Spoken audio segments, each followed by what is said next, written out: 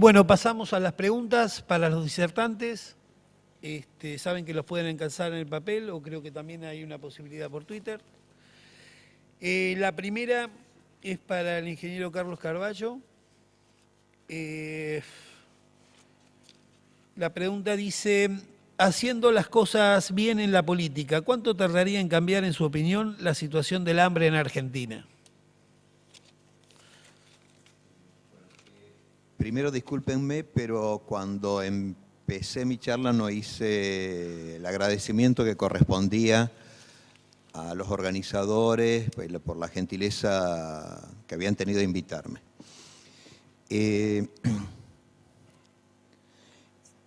Yo creo que la respuesta no es sencilla, pero uno diría que relativamente poco. Me parece que tenemos mucha experiencia, que tenemos muchos conocimientos, que hay equipamiento, infraestructura.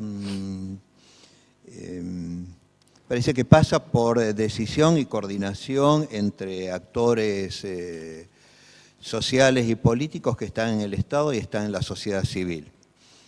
Si eso se diera, si esto último se diera, que es la hipótesis más fuerte, yo diría que en una generación. Si no se diera, creo que sería, no sé, que seguiríamos quizás con estos valores del 30% como venimos históricamente, pero agravados porque hay...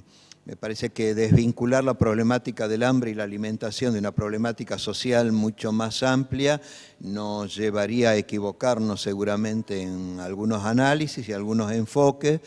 Y, por ejemplo, el asumir las consecuencias que va a tener para nuestra sociedad en el corto y mediano plazo que haya 1 millón de jóvenes que en este momento no están trabajando ni estudiando, eso es una problemática de una importancia tremenda y que va más allá de la problemática alimentaria. Entonces nosotros tenemos como unas situaciones de pobreza y crisis estructural que van más allá de la problemática alimentaria y que no podemos repensar la sociedad argentina sin verla en forma integral.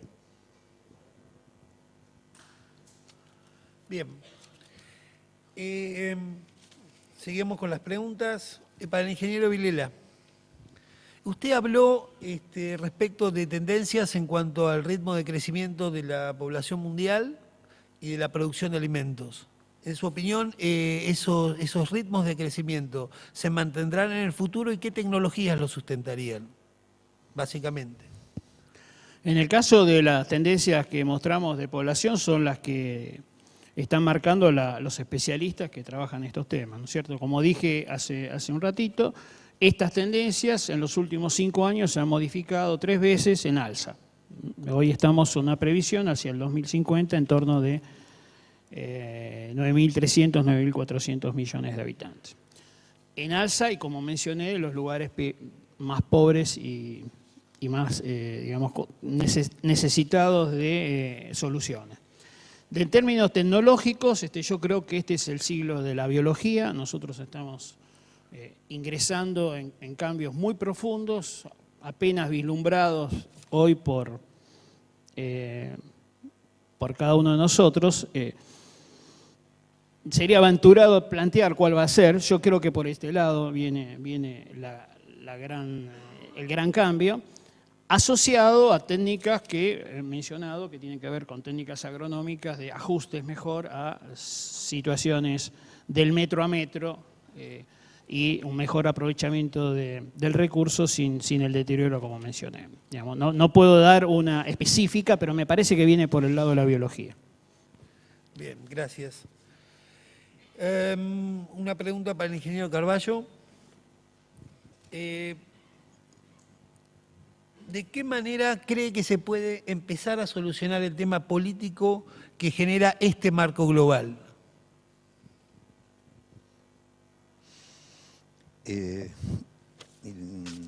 No sé. realmente me encantaría poder responderlo. Y bueno, Perdón, tengo una pregunta relacionada, por ahí le ayuda, que es sí, parecida. sí, Dice, no ¿cómo creo se- que me ayude. Dice, ¿cómo se resuelve el problema del hambre? Disminuyendo el consumo de bienes y servicios y aumentando el nivel de trabajo. No, a ver, cuando algunos analistas miran las tendencias que tenemos en el mundo y un poco los procesos que parecen ser los que van marcando la dinámica, empiezan a hablar de algo que por ahí es más simple ponerlo en forma sintética, que dicen que estamos ante una profunda crisis civilizatoria. No hay absolutamente ningún aspecto que tenga que ver con la vida humana en el planeta que no esté en cuestionamiento en este momento. Entonces, uno mira, no sé, los periódicos de los últimos días y, bueno, o por ahí un poco más atrás. El nuevo primer ministro que eligió China era el gobernador de la provincia más agrícola de China. En el plan quinquenal con que China planifica la evolución de su economía, el autoabastecimiento de alimentos aparece como una variable clave.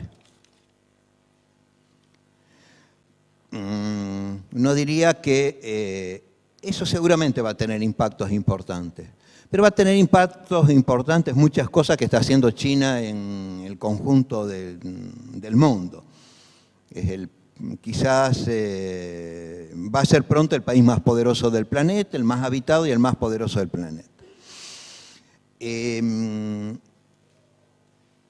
Una de las consecuencias recientes de la crisis en Egipto o de la primavera árabe tiene que ver con los alimentos, y el nuevo gobierno militar egipcio, una de las primeras cosas que hizo fue aislar la zona de Gaza, cerrando los túneles que habían hecho los palestinos para poder pasar alimentos.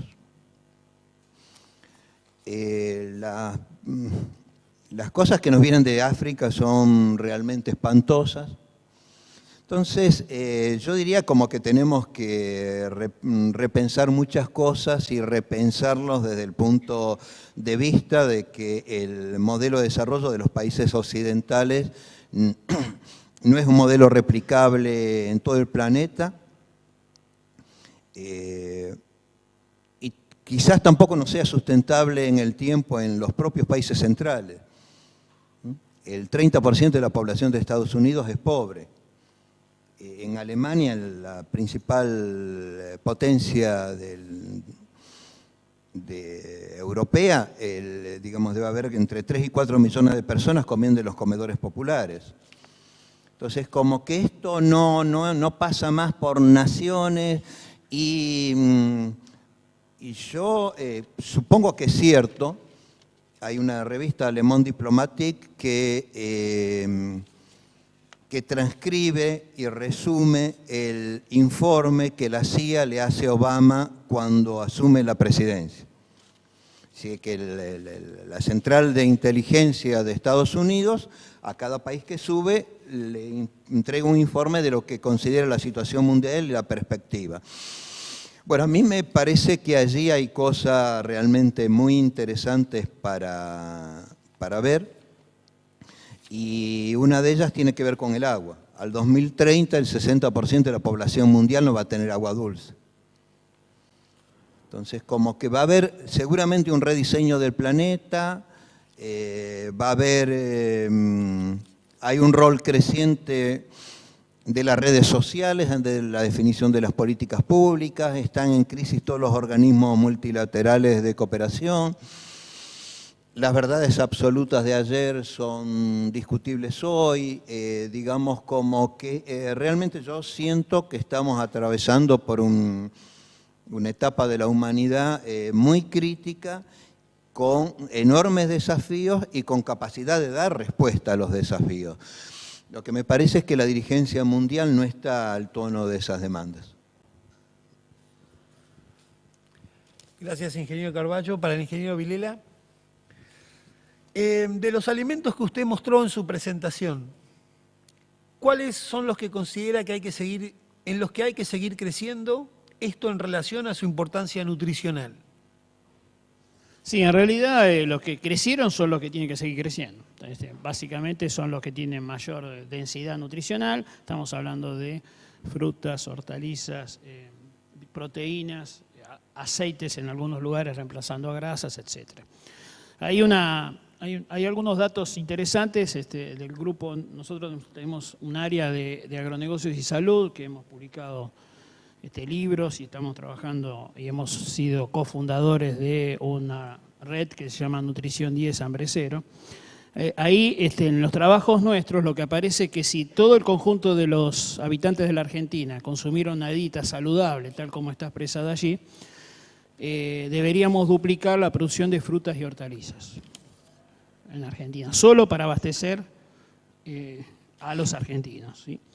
Esto nosotros lo visualizamos como una oportunidad para un tema que no salió hasta ahora muy marcado en esta mañana, que esa es una oportunidad para un tipo de agricultura, la agricultura familiar, agricultura pyme, que podría tener, si el país tuviera una política nutricional, un rol relevante, porque por vocación son el tipo de artículos que podrían producir para las comunidades locales.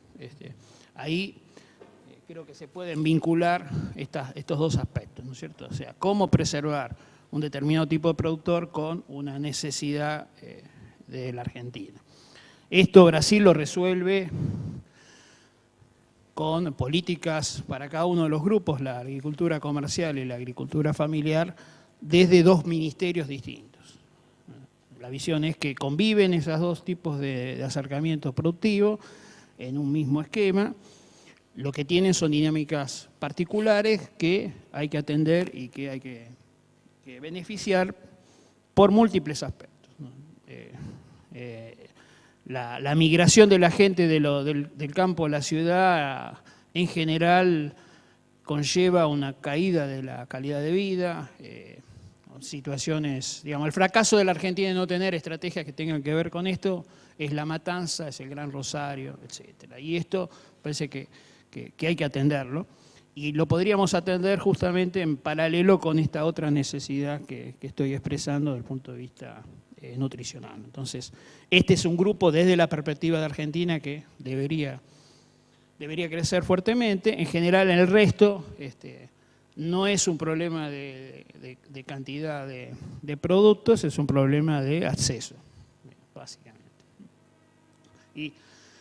Y quisiera hacer un punto sobre un aspecto que mencionó recién Carlos, que coincido con él, que esta problemática de la nutrición hay que resolverla. Es indigno que en un país como la Argentina haya gente que no acceda al alimento.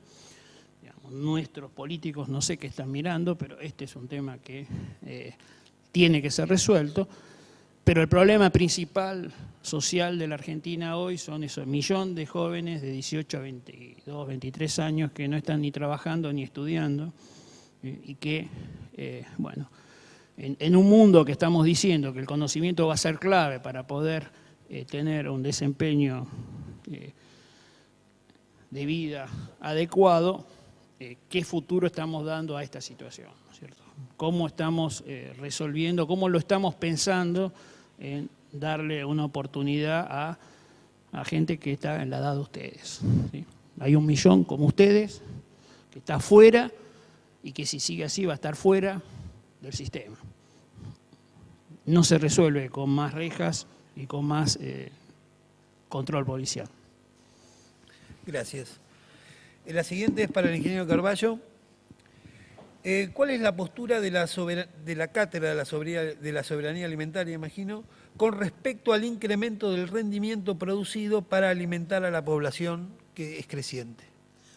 A ver, de nuevo, si podés. ¿Cuál es la postura Sí. de la Cátedra de Soberanía Alimentaria con respecto al incremento del rendimiento para alimentar a una población que es creciente? A ver, espero interpretar adecuadamente la pregunta. Bueno, yo creo, reafirmo lo que vinimos diciendo, me parece, tanto Fernando como yo, que nuestro problema no es de producción o no es de producción en primera instancia, más allá de que haya decaído en relación a lo que sería deseable, a la alimentación saludable, la producción de frutas y hortalizas.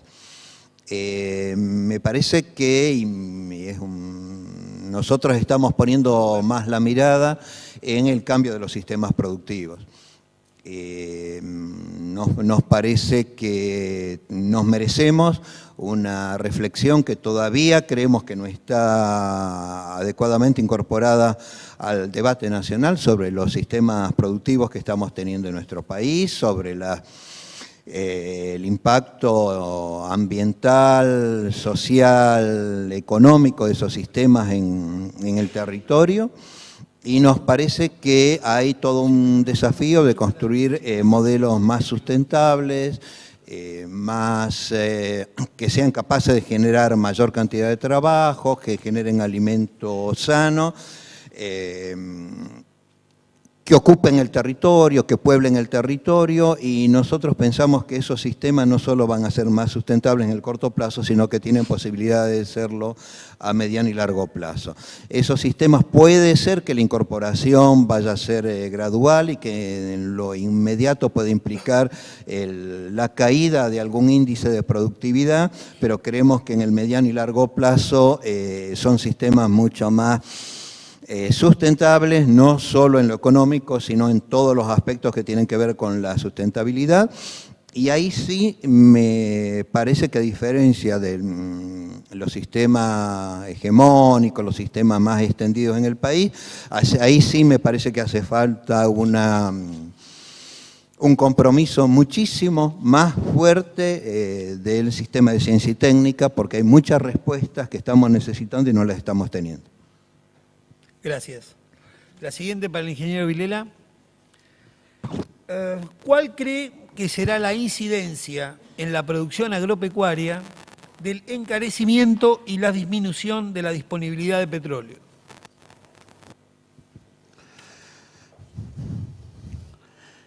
La energía es uno de los temas importantes a cualquier nivel que estemos trabajando. Una de las ventajas que tiene el sistema argentino es que es uno de los más eficientes en términos de uso de petróleo, ¿sí? La técnica de la siembra directa, cuando es realizada con todo sus fases, digamos, o sea, cuando estamos hablando de rotación de cultivos, no solamente no remoción del suelo, sino rotación de cultivos, uso apropiado de los agroquímicos, fertilización que reponga lo que estamos extrayendo, manejo integrado de plagas, etcétera. Cuando lo vemos como un paquete, ese paquete es muy eficiente y más eficiente que casi cualquier otro con el cual querramos compararlo en términos energéticos. En términos de petróleo, lo que está pasando hoy es algo también que hace pocos años era imprevisible. O sea, la tendencia que uno hubiera dicho hace 10 años atrás daba más relevancia a la pregunta que se está haciendo. Sin embargo, hoy está apareciendo una situación donde Estados Unidos se está planteando en 10 años autoabastecerse de petróleo.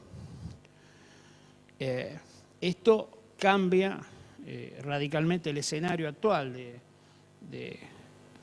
disponibilidades, comercio, precios, etcétera. No estoy en condiciones de evaluarlo, no soy un especialista de cuál va a ser. Los que sí lo son mencionan que, digamos, esto por una cantidad de años va a postergar una crisis vinculada a la disponibilidad de esta fuente de energía, que hoy es la más importante, ¿no? Bueno, gracias. Una pregunta más para el ingeniero Carlos Carballo. Me cuesta Fácil. imaginar un Fácil. mundo sin capitalismo. ¿Cómo imagina usted que podría ser otro sistema? A ver, de nuevo, por favor. Me cuesta imaginar, a quien hace la pregunta, Sí. un mundo sin capitalismo. ¿Cómo imagina usted que podría ser otro sistema? Imagino que en relación a lo que explicó el consumo. Sí, no, yo creo que es una... A ver, como que... a mí me parece que en todos los análisis que hago yo, y no solo yo, sino mucha gente, como la palabra clave me parece que es transición, ¿no? Porque si uno mira, analiza, critica, debate sobre esto y dice, bueno, me pongo un horizonte ideal que con el nivel de utopía que uno le quisiera poner a ese mundo distinto, el tema es cómo pasamos de esto en la forma gradual posible, con la participación de la mayoría de la gente, y yo creo que no tenemos todavía la respuesta. Yo creo que para muchos de nuestros países quizás la pregunta podría llegar a ser aquí y ahora cómo construir un capitalismo más responsable donde el Estado recupere o tenga el rol que tiene que tener en orientación de los objetivos que hagan al bien común de la sociedad. Quizás en primera instancia y a partir de ahí después ver, porque digamos, yo creo que en nuestra sociedad capitalista, la sociedad capitalista en muchos lugares del mundo, realmente no es una sociedad capitalista razonable y no prioriza los intereses de las mayorías como en algún momento se suponía que podía llegar a ser. Entonces, para mí, el tema, por utópica que sean los deseos de uno y los plazos que nos pongamos, el asunto es cómo ir construyendo, y esos tienen que ser construcciones sociales, respondiendo a las necesidades, a la demanda y a la cultura de cada uno de los pueblos del mundo. Cada uno tendrá que encontrar qué es lo que mejor le sirve. Bueno, si no hay más preguntas, les agradecemos a los disertantes. Gracias.